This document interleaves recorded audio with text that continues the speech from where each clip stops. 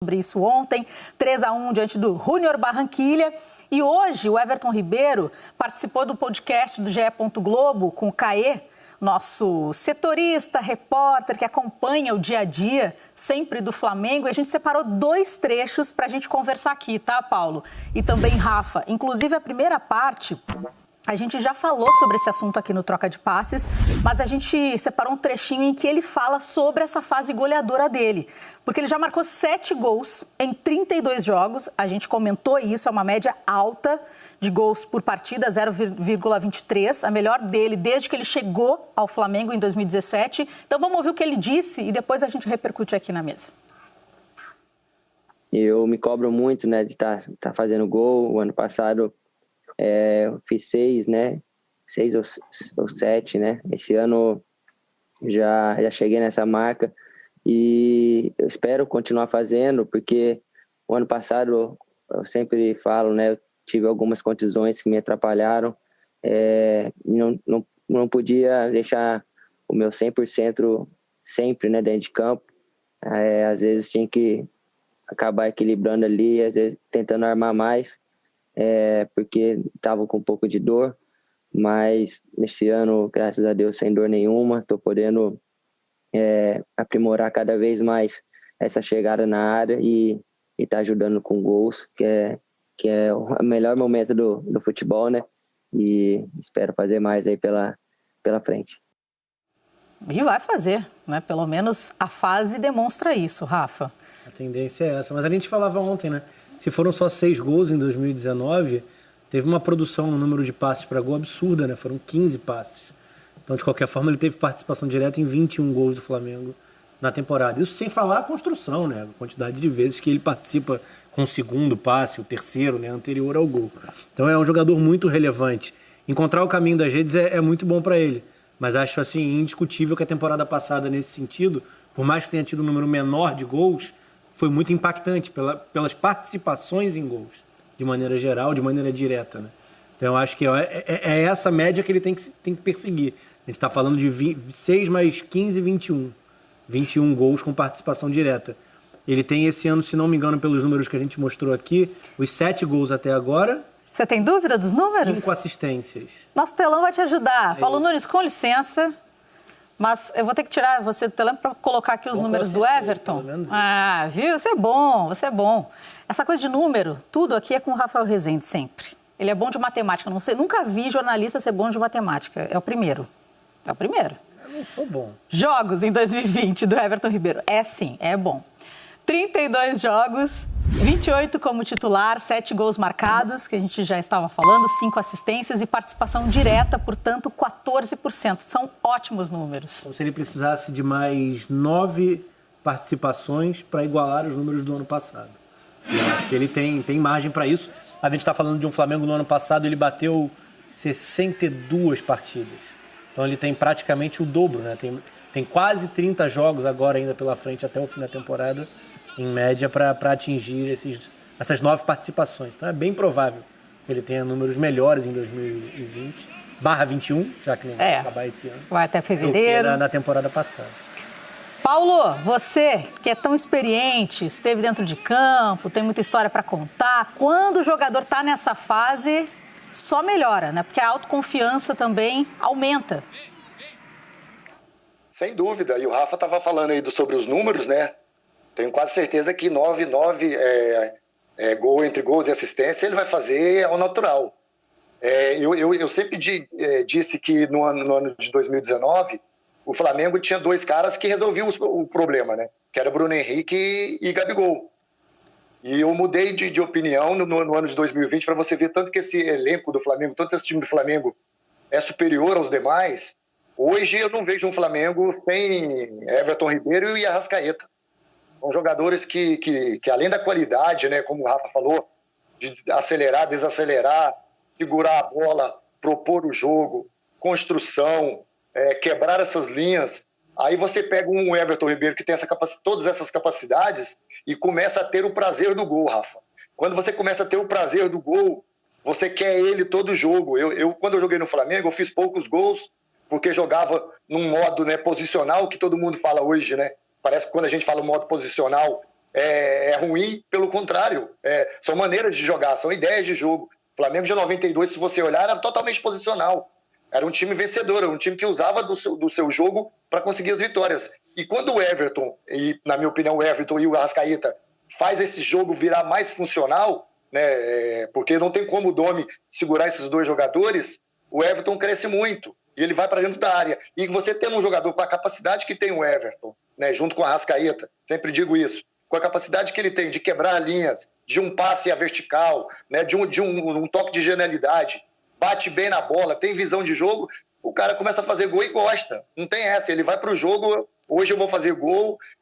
Isso foi a minha mudança também, quando eu comecei a fazer gols, a minha mente já era trabalhada antes do jogo nisso. Eu tenho que fazer o gol hoje, então eu tenho certeza que ele vai crescer muito e vai evoluir muito essa marca dele, esses números aí de gols e assistências. Ainda falando do Everton Ribeiro, agora ele está com fôlego praticamente renovado. Como eu já estava aqui vendo, vai aparecer na tela para vocês também a tarja. Tarja é uma coisa assim, ó, linguagem jornalística, né? Quem está em casa... aquela frase que fica escrita aí embaixo da sua tela. A gente chama de tarja. Inclusive, eu recebi uma mensagem interessante. O pessoal tem muita curiosidade de saber o que a gente fica olhando aqui, né, no computador. É difícil explicar como a gente organiza esse roteiro, né? Não é o texto que a gente está falando aqui que está escrito. Não tem nada escrito. Aqui é tudo realmente conversa improvisada. Mas tem os assuntos, de que forma a gente vai abordar. E um dos assuntos, por exemplo, é justamente isso. Ele foi poupado contra o Júnior Barranquilla, o Everton Ribeiro, e agora volta domingo contra o Internacional. Imagina, nessa fase, com fôlego poupado, vai voar. Inclusive, o Adilson Gonçalves está aqui colocando o seguinte: Inter ou Flamengo, quem ganha e quem é o verdadeiro favorito? Vou passar para ele essa bola aí. Simples assim. Vou passar para vocês, eu estou aqui apresentando. O Inter jogando hoje, a classificação na Libertadores também poupou os titulares, né? E tinha até a possibilidade de tentar buscar o Grêmio, enfim, os jogos terminando agora. E o Inter perdeu de 2-1. Sim, perdeu e de virada e terminou na segunda posição, a 3 pontos do Grêmio. O Grêmio com empate no fim, o Inter tinha a chance com uma vitória simples de ficar na primeira posição do grupo. Então pode haver até esse incômodo, de certa forma. Não estou dizendo que com os titulares teria buscado o resultado fora. A Católica do Rolão é um time enjoado. Mas poupou pensando no brasileiro pelo tamanho do confronto. Eu acho que o favoritismo não tem muito como fugir do Flamengo por essa sobra técnica, né? O trabalho do Kudê não é uma unanimidade nem no Rio Grande do Sul, né? O que se critica ele pelo que foram os grenais, principalmente pelos grenais. Sim, muito pelos grenais, mas tem a utilização do Zé Gabriel na linha de defesa, o que eu acho um exagero na crítica, porque a característica de Moledo e Cuesta no passado era muito específica para que eles fossem muito seguros, já que o Inter jogava com uma linha mais baixa, jogava com os zagueiros sempre protegidos, e essa não é a realidade na temporada 2020 com o Kudê. E a utilização do Musto, né? Você viu tão bem questionada. na troca de chute com o Carpinejar, o pessoal não... E hoje, mais uma vez, né, acompanhei boa parte do jogo, não foi nada bem, entrando como opção, mas é um bom trabalho. Só acho que se a gente for comparar elencos, comparar o que é a naturalidade de cada um até aqui, é como se o Inter não tivesse ainda atingido o mesmo estágio. Não acho que não possa fazer um grande jogo e conquistar o resultado, porque vai competir, vai igualar em intensidade, vai igualar no ritmo, na rotação dentro do jogo. E isso é fundamental para encarar o Flamengo, para encarar o Atlético Mineiro, essas equipes que estão na frente na classificação. Mas pela sobra técnica é difícil não indicar o Flamengo. Até porque eles também tiveram a possibilidade de descansar no meio de semana, né? E você, Paulo, responde aí para o Adilson Gonçalves, que mandou a mensagem para a gente, a pergunta: Inter ou Flamengo, quem é o verdadeiro favorito? Olha, Karine, eu tenho a concordar com o Rafa, porque eu acho o Inter, das equipes que estão lá na frente, com nível técnico do elenco, abaixo dos 3.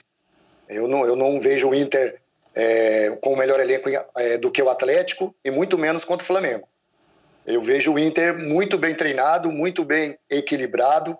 É uma equipe que necessita muito e precisa muito dos seus 2 meias. Ele sem o Edenilson e sem o Patrick perde muito. Usam-se muito esses dois, né, naquele famoso box-to-box que a gente fala, que é a intensidade indo e vindo. Né? Você pode ver que a maioria das jogadas do Inter, os dois estão sempre presentes, né, com o Patrick pelo lado esquerdo, com o Edenilson pelo lado direito, pisando na área. né? O Inter usa pouco a profundidade, até porque não tem jogadores com essas características. Tenta usar, né, os dois laterais, mas não são características dos laterais também, né, a ponto de ser uma jogada muito mortal. Então é um time que joga muito apoiado, né, um time que joga muito com toques próximos, né, com a inteligência do Thiago Galhardo, que é um jogador interessantíssimo no esquema de jogo que o Kudê coloca, mas o Flamengo tem um repertório bem maior. O Flamengo tem opções táticas, opções de jogo impressionantes, né? O time do Flamengo está jogando ao natural.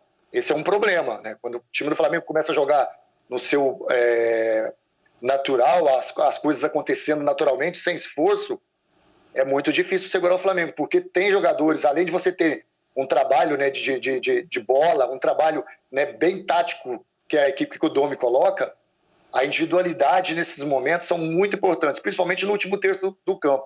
Pouquíssimas equipes têm o último terço do campo como o Flamengo tem.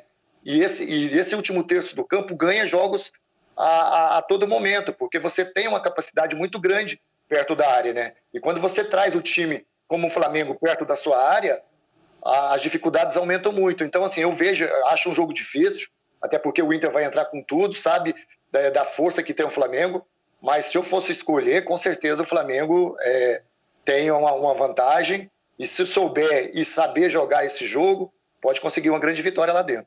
Mas claro, lembrando, pontuando, como disse o Rafa, né, Paulo, tudo pode acontecer, o Internacional pode sim fazer uma boa partida contra o Flamengo, mesmo com todas essas questões que a gente colocou aqui. Futebol é futebol, a gente só vê realmente quando está dentro de campo, mas por fase o Flamengo realmente está mostrando o trabalho e inclusive nessa parte que agora a gente separou também do Everton Ribeiro, ele fala sobre a adaptação do grupo ao sistema de jogo do Domi, que foi tão criticado, tão questionado quando chegou ao Brasil e agora está dando resultado, já dá para ver a mão do Domi realmente no Flamengo. Vamos ver então o que o Everton Ribeiro falou. No começo a gente realmente sentiu dificuldades, né? Tanto ele para conhecer, né, os jogadores, as características, né?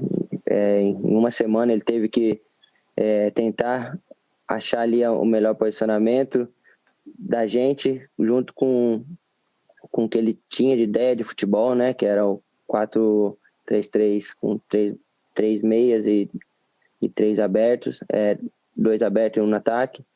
E conforme a gente foi jogando, ele vendo nos treinamentos, ele viu, foi conhecendo melhor as características de cada um, vendo onde cada um se sente melhor e podendo achar uma maneira de ter esse jogo posicional que ele gosta, que a gente está entendendo melhor, a gente sabe que é posicional, mas ele sempre deixa bem claro para a gente que não é para ficar parado, né, em suas posições, pode se movimentar ali pela área designada. Então a gente está conseguindo achar já o outro companheiro, às vezes sem olhar, e isso está sendo importante para nós na hora da marcação também.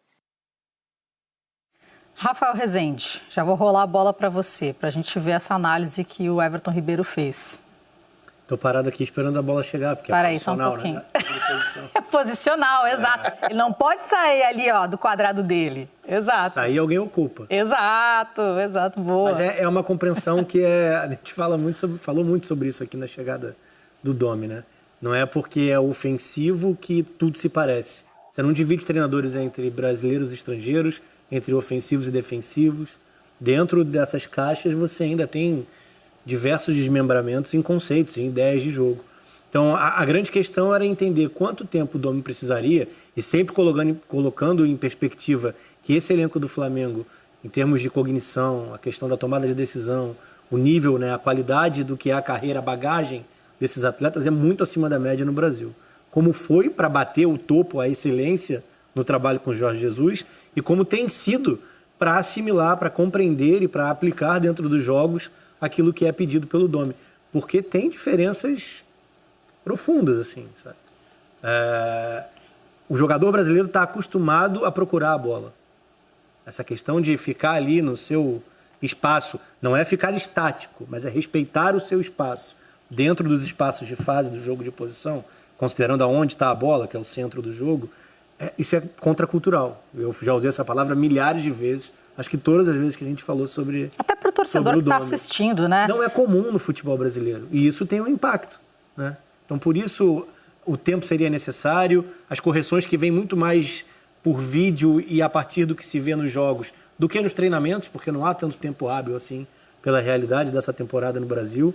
Então, ainda assim, como foi ano passado, o topo do Jesus foi... Não dá para falar que foi surpreendente, mas foi muito acima do padrão que a gente estava acostumado a ver no Brasil. Eu acho que essa adaptação ao trabalho do Domi também é uma resposta muito positiva de um grupo de jogadores que está bem acima também do padrão no futebol brasileiro. Eles dão uma resposta 2 anos seguidos, com treinadores diferentes, com origem nas suas ideias, nos seus conceitos de futebol bem distintos, e dão outra vez uma resposta bem positiva.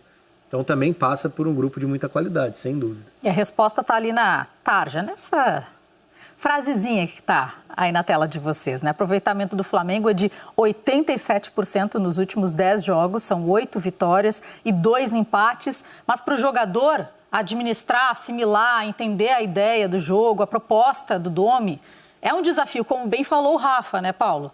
Porque aqui no Brasil a gente está muito acostumado a ver esse futebol em que o jogador vai atrás da bola, como se isso fosse assim, aquele futebol aspas, raçudo, que vai, briga pela bola. Isso é muito antigo, né? Acho que eu entreguei minha idade, mas tudo bem. Deixa pra lá. Então, assim, quando a coisa começa a dar certo, claro, o torcedor fica mais tranquilo, também os dirigentes, todo mundo fica mais tranquilo. Mas para o jogador, não é bem assim para se adaptar. Não é fácil, né? Você tem que ter treinamento, mas assim, eu quero voltar um pouquinho, né, no meu tempo, não querendo me alongar. Essa questão de nome posicional, essa palavra ela é nova, né, pra gente, mas esse jogo é jogado há muito tempo. Eu posso te enumerar aí vários times que eu disputei. Vou te dar um exemplo, Karine e o Rafa. O Rafa vai lembrar muito. O meu time do Palmeiras de 99, 98... era o time menos posicional que eu joguei.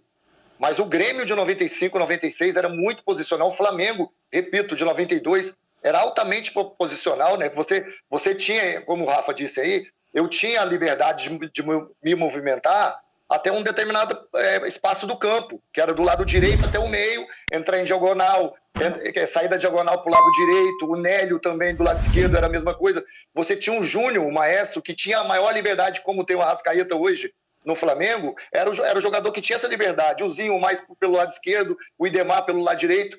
No Grêmio é a mesma coisa. Então, assim, esse nome apareceu, né? Tinha pouquíssimos times jogavam assim, com essa mobilidade toda. Eu lembro dos times que eu lembro de ter enfrentado, o São Paulo 93, 94, o Palmeiras também, o Corinthians 98, 99. Então é uma nomenclatura que apareceu e assustou, né? Parece que esse nome bota o time para baixo, né? Principalmente nas redes sociais. E ao contrário, é um jogo que, se você é bem automatizado, ele sai naturalmente. É o que está acontecendo com o Flamengo. O time, eu vou repetir, o time do Flamengo agora, a gente vê que a naturalidade, os jogadores nem cansam tanto, né, porque já sabe onde está o passe. As parcerias, né, pelo lado direito você tem Isla, você tem Everton Ribeiro, né, o Isla dando aquele corredor do lado direito, o Everton vindo por dentro, tendo a liberdade de um passe em diagonal, o próprio Bruno Henrique do lado esquerdo junto com o Felipe Luiz. Então, são parcerias que são normais, né, durante o jogo. Então, o Flamengo tá reaprendendo, né, até porque com o Jesus era, sim, muita mobilidade. Então, sim, os jogadores do Flamengo estão tendo que se adaptar. Mas são jogadores muito inteligentes, como o Rafa disse. São jogadores que pegam isso com pouco tempo. E eles estão demonstrando isso dentro das partidas. Verdade. Inclusive, agora a gente está falando desse trabalho do Domi, que é um trabalho ainda novo, em que os jogadores estão se adaptando, já mostrando o resultado. O time já está começando a vencer, convencer, ganhar fôlego, ter um planejamento, mesmo não tendo tanto tempo para treinar. Enquanto isso, o Palmeiras está atrás ainda de um técnico e